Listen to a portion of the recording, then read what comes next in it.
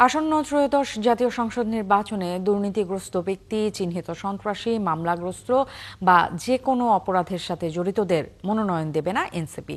মঙ্গলবার সন্ধ্যায় রাজধানীর বাংলা মোটর কার্যালয়ে সংবাদ সম্মেলনে একথা জানিয়েছেন দলটির মুখ্য সমন্বয়ক নাসির উদ্দিন পাটোয়ারি।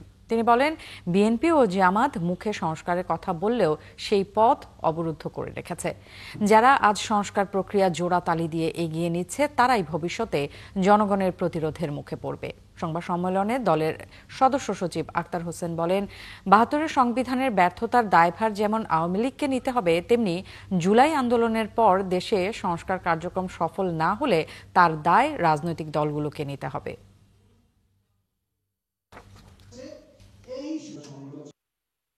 ৭২-এর পরে ব্যর্থতার দায়ভার যেমন করে আওয়ামী লীগের, রাষ্ট্র গঠনের এই সময়টাতে যারা সংস্কারের পক্ষে নাই তাদেরকেও যদি সংস্কার সম্পূর্ণ করা না হয়, সেই দায়ভার তাদেরকেও ইতিহাসে ভুগতে হবে এবং তাদেরকেও জনগণের কাছে দায়বদ্ধ থাকতে হবে।